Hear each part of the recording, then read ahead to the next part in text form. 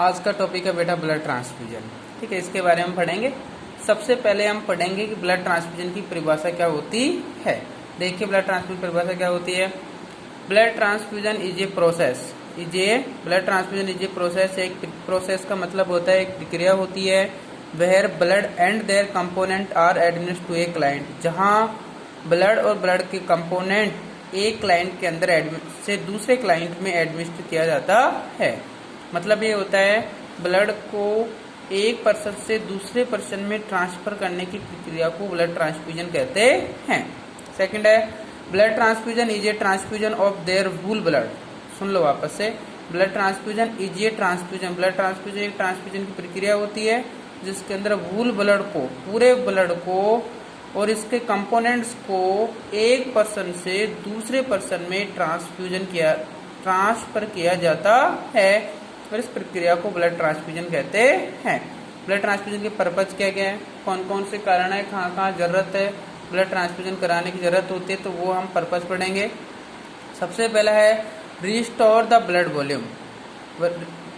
Restore का मतलब होता है जैसे मान लीजिए कोई आदमी एक्सीडेंट हो गया, एक्सीडेंट के दौरान उसकी बॉडी से काफी कुछ ब्लड लॉस हो गया, तो वो जो ब्लड लॉस हो गया इतना ब्लड उसको चढ़ाकर वापस उसकी बॉडी के अंदर 5 लीटर ब्लड करने की प्रक्रिया है, तो उसको हम क्या कहेंगे, रिस्टोर। जितना ब्लड बह गया है उसको वापस उसकी बॉडी के अंदर मेंटेन करना क्या कहलाता है, रिस्टोर। तो हमारी बॉडी में 5 लीटर ब्लड होता है तो उसके अमाउंट को इतना कितना रखना रिस्टोर कहलाता है। फुलफिल डेफिशिएंसी ऑफ ब्लड, किसी पर्सन के अंदर ब्लड की डेफिशिएंसी है, खून की कमी है, तो उस कंडीशन में ब्लड ट्रांसफ्यूजन किया जा सकता है। थर्ड है increase immunity of a client, किसी पेशेंट के शरीर में बीमारियों से लड़ने की क्षमता नहीं है तो उस कंडीशन में भी हम ब्लड ट्रांसफ्यूजन कर सकते हैं। आगे है to treat deficiency of plasma protein clotting factor. कोई ऐसे पेशेंट होते हैं जिनके अंदर क्लॉटिंग फैक्टर उपस्थित नहीं होते, जैसे हमने हीमोफीलिया पढ़ा था, याद करो। हीमोफीलिया में क्लॉटिंग फैक्टर 8 नहीं होता है, 9 नहीं होता है, 11 नहीं होता, 12 नहीं होता है, तो ऐसे पेशेंटों में भी अपन क्या कर सकते हैं, ब्लड ट्रांसफ्यूजन कर सकते हैं, जिसके कारण उसके ब्लड में क्लॉटिंग फैक्टर की उपस्थिति में क्लॉट हो सकता है।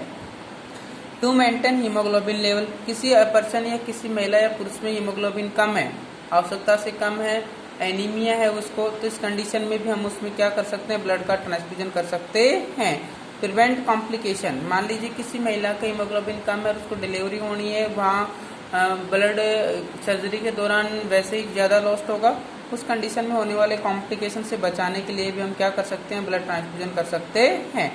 इम्प्रूव ऑक्सीजन कैरिंग कैपेसिटी, तुम्हें पता है ब्लड के अंदर हीमोग्लोबिन होता है जो ऑक्सीजन को कैरी करता है। यदि हीमोग्लोबिन कम होगा, ब्लड कम होगा तो हीमोग्लोबिन कम होगा, हीमोग्लोबिन कम होगा तो ऑक्सीजन कम जाएगी बॉडी में, इसलिए हम उसी कंडीशन में हम ब्लड की पूर्ण अपॉर्चुनिटी पूरी करके हम क्या कर सकते हैं, ऑक्सीजन की सप्लाई को मेंटेन कर सकते हैं। इंडिकेशन, जरूरतें कौन कौन सी है, देखो पहले आफ्टर सर्जरी किसी पेशेंट के भी मान लीजिए सर्जरी हुई है, तो सर्जरी के दौरान जितना भी सर्जरी हुई है, काटा पीटा गया बॉडी के कोई पार्ट्स को या ऑर्गन को, तो उसमें ब्लड लॉस हुआ है तो तब हम ब्लड ट्रांसफ्यूजन कर सकते हैं। पेशेंट को एनीमिया है, सीवियर एनीमिया कौन सा होना चाहिए बेटा, सीवियर में हीमोग्लोबिन कितना हो जाता है, 6 से कम हीमोग्लोबिन हो जाता है, उसको हम क्या कहते हैं, सीवियर एनीमिया कहते हैं। एक्सीडेंटल इमरजेंसी, किसी पेशेंट का भी एक्सीडेंट हो गया और उसके अंदर ब्लड लॉस हो गया तो उसको ब्लड ट्रांसफ्यूजन करेंगे। किसी पेशेंट में किसी पर्सन में प्लेटलेट काउंट कम है, जैसे डेंगू में कम होती है, तो हम क्या करते हैं, ब्लड ट्रांसफ्यूजन कर सकते हैं। एक्सेसिव हेमोरेज, एक्सेसिव यानी ज़्यादा हेमोरेज हो गया हो, कहीं ब्लड लॉस हो गया हो, और यदि डिक्री WBC काउंट, तुम्हें पता है WBC कम होगी तो बॉडी में बीमारियों से लड़ने की क्षमता कम होगी, तो इन कंडीशनों में हम क्या कर सकते हैं, ब्लड का ट्रांसफ्यूजन कर सकते हैं। ठीक है, ओके, यहाँ तक समझ में आ गया होगा सभी के, आगे चलते हैं। ठीक है,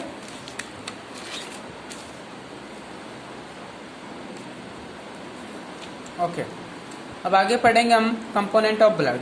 क्या पढ़ेंगे, कंपोनेंट ऑफ ब्लड। ब्लड के कंपोनेंट क्या क्या होते हैं, तो तुम्हें पता है ब्लड में प्लेटलेट होता है, RBC होता है, WBC होता है, प्लाज्मा होता है, कॉलॉइड्स होते हैं। क्या होते हैं, कॉलॉइड्स। तो ये कंपोनेंट होते हैं जो ब्लड के अंदर प्रेजेंट होता है। तुम्हें पता है जो ब्लड के हम कंपोजिशन पढ़ते हैं तब भी पढ़ते हैं, ब्लड सेल्स और प्लाज्मा प्रोटीन। ब्लड सेल्स के अंदर RBC प्लेटलेट आता है, प्लाज्मा होता है, कॉलॉइड्स कुछ ऑस्मेटिक एजेंट्स होते हैं, उनके बारे में हम बात करें। तो सबसे पहले हम बात करें किसके बारे में, प्लेटलेट के बारे में। देखो हम सभी के बारे में यहाँ थोड़ा पूर्ण रूप से अच्छा डिस्कशन करेंगे। कि प्लेटलेट क्या होता है, इसका जीवन काल क्या होता है और इसको कब ट्रांसफर किया जाता है, कितनी देर में कर देना चाहिए। तो ये कुछ चीज़ें पढ़ेंगे हम लोग, ठीक है। तो मान लीजिए किसी पेशेंट को पूरा ब्लड नहीं चाहिए, सिर्फ प्लेटलेट चाहिए। जैसे डेंगू वाले केस में हमको प्लेटलेट चाहिए, पूरा ब्लड नहीं चाहिए, तो उसके प्लेटलेट ही ट्रांसफ्यूजन करेंगे। किसी को आरबीसी चाहिए तो आरबीसी ट्रांसफ्यूजन करेंगे। किसी को यदि मान लीजिए अपन को डब्ल्यूबीसी चाहिए तो डब्ल्यूबीसी ट्रांसफर करेंगे। पूरा ब्लड चाहिए तो उसको फुल ब्लड यानी सब कुछ अपन क्या करेंगे, ट्रांसफ्यूजन करेंगे। देखो सबसे पहले हम बात करें किसकी बेटा, प्लेटलेट की। किसकी, प्लेटलेट की। तो सबसे पहले हमने प्लेटलेट के अंदर देखो ऊपर लिखा हुआ है फंक्शन क्या होता है, क्लॉटिंग का। क्या करता है प्लेटलेट, क्लॉटिंग में हेल्प करता है, अपने जो रक्त का थक्का जमा था उसमें हेल्प करता है। नॉर्मल काउंट कितनी होती है, 1.5 लाख से 4.5 लाख।